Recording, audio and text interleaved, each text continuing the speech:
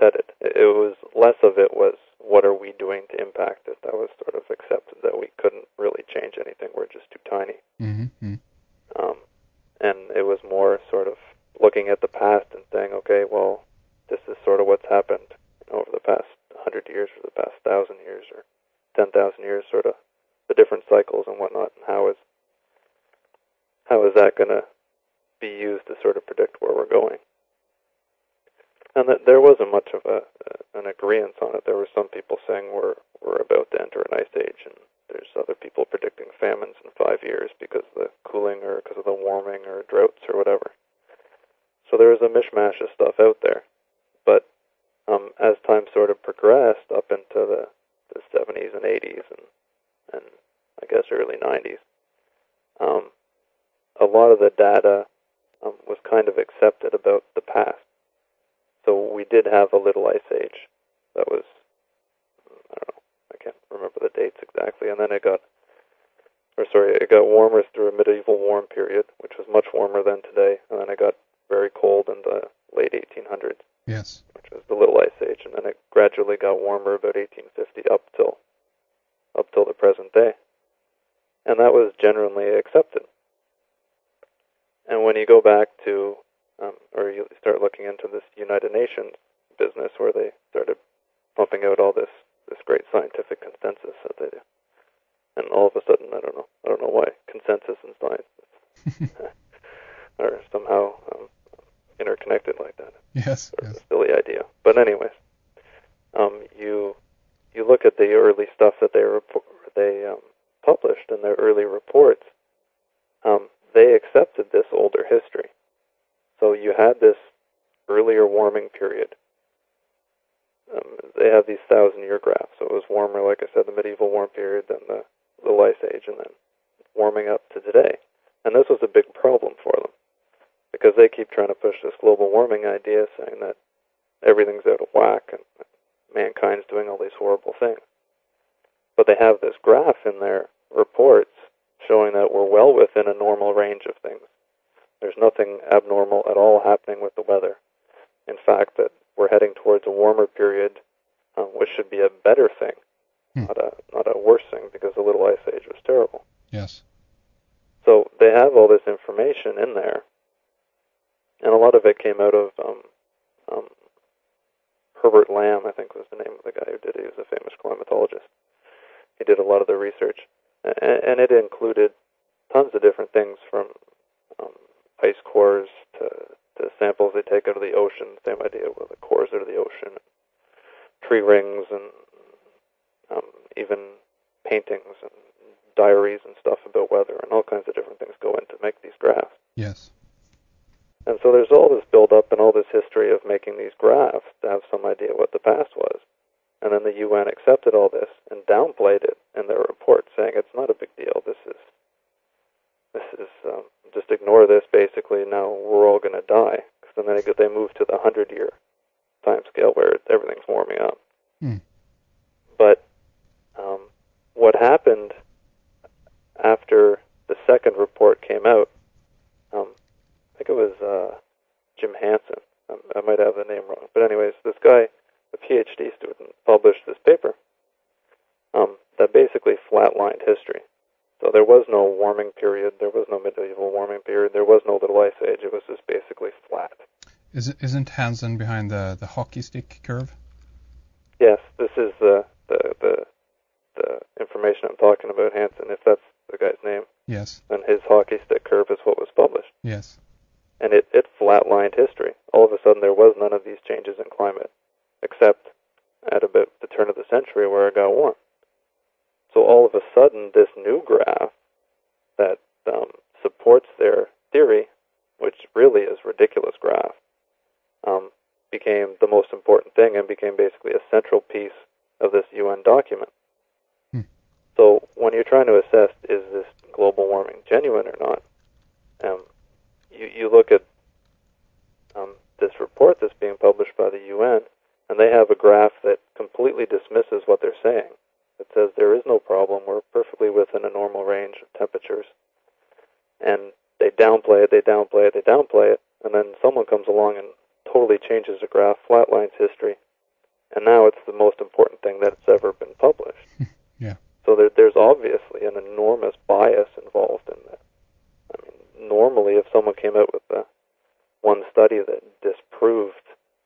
hundreds of others before it, it would be taken with some sort of skepticism you would expect, but it wasn't. It was just taken and ran with. So that to me is one point that stood out, where it was just there is no real science behind this. There is no real threat. This is something they've manufactured. Yes. And it's very worrying, because again, many people are they're feeling bad because of being a human being in our world. They're feeling bad because they're worrying about their what do they call it, the carbon footprint, right? There's all these terms of how we're supposed to improve this and whatnot. But obviously there's this idea of, okay, less pollution. I'm all for that. Very good. Absolutely, let's have it. And let's cut back on some of the stuff. But in many cases, they're not looking at, for instance, war industry. They're not looking at these big, huge corporations that are pumping out all the crap into our atmosphere and actually making things worse. They're looking at the little guy and saying, you're the one to blame. Don't drive your car, or don't do this or that. Exactly. When the solutions start creeping into view, all of a sudden it's, we need taxation. We need a global tax, because it's got to be fair for everybody. So now we need a global tax. Well, I mean, they've been writing ever since the UN, or really the League of Nations was created. One of the major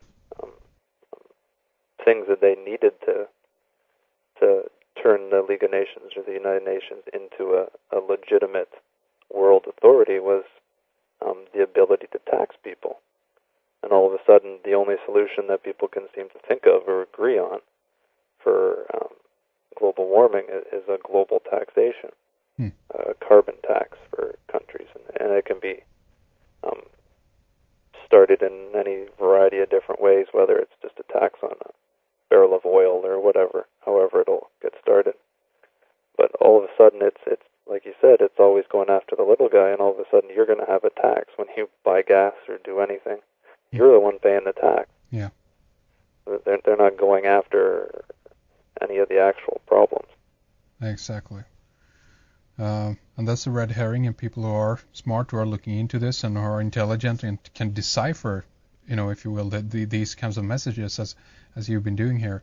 That's a very good thing to be able to pick up on that and see that, okay, there's definitely, we need to look at this again and revalue what they are getting their sources from. But I must tell you, this has been one of the most actually confusing areas in a way, this whole climatology debate, because the one source says that the other one is lying, and the other one is doing just the same thing and all over again, and they just no one actually knows what's going on. And if we just step back again and think of that perspective, and we can look at at the planet, and allegedly we have not been here for such a long time. We have no idea of what the heck is going on, and even how things are actually affecting the climate. We're still very much on a learning curve here and trying to discover how things actually work.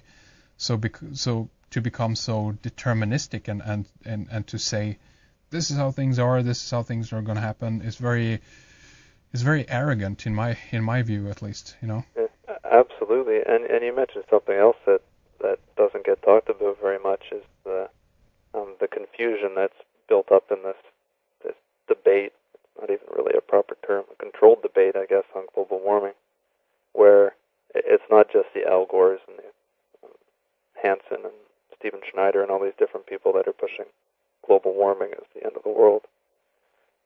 There's the flip side of the dialectic, where you have guys like Fred Singer and Richard Lindzen and these different scientists and whatnot that are sort of the anti-global warming crowd, the controlled opposition. And they do lots of interesting things, because it's not just it's so easy to discredit them, I guess, is sort of the point.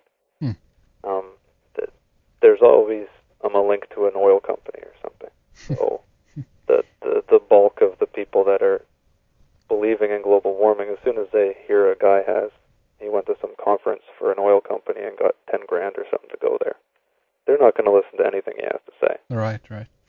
Right. So you have that side of things, and you have other things that that they do maybe a less subtle perspective, like that hockey stick graph that you accepted or that you mentioned. Mm. It's when it first sort of came out, they resisted it for a bit. They said this is silly, but now they just accept it.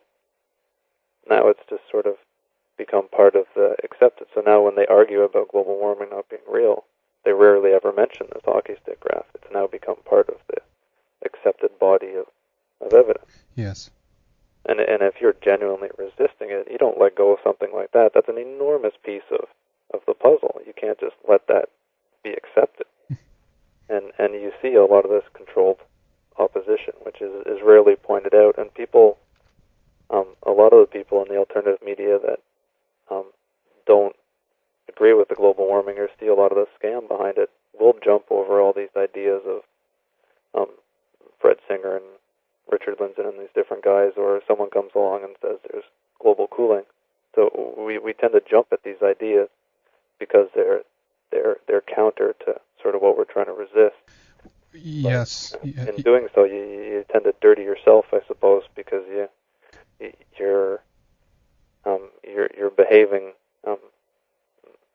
sort of reactionary in a polar opposite. Anything that resists what you're resisting is yes. Sort of idea. Yes, it's you're kind of irrational when you're doing that in a sense, because what is happening is you're actually ending up being still controlled by the forces, but you're being controlled in such a way that whatever the pro says I'm going to be con, right? Or whatever exactly. Left says I'm going to go right. It's like you're still being part of the ball game here. You're being thrown back and forth, and the confusion again, as you mentioned, is very good pointing out that, because in many cases they also have this idea of where the discussion is ending up. In a few cases, to make an example, it's more like the debate moves on from, okay, is global warming real or not?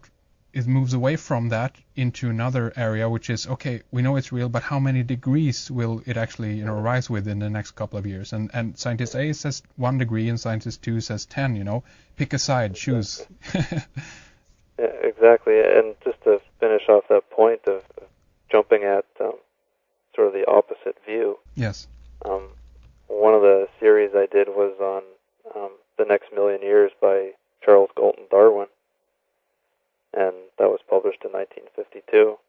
And he talks about a variety of different things, but one of the things he talks about is that there's 2 different types of people. Actually, there's 3 different types of people. There's sort of the ruling elite, and then there's 2 other types of people. But anyways, there's 2 types of people. He calls them the sheeps and the goats.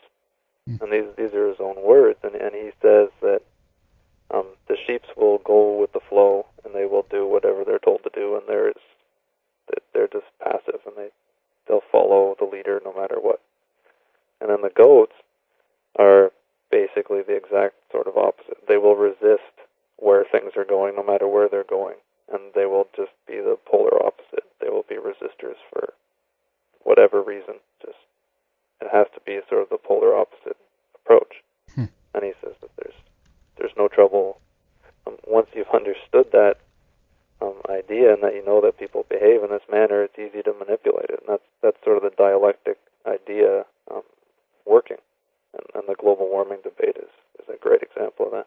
So what you're saying is that they've come to the point where they've done kind of a psychological profiling on the masses, and they say that they actually can manage the both of these different types. A goes along, and B, basically you can manage by putting out material that will force them into the direction where they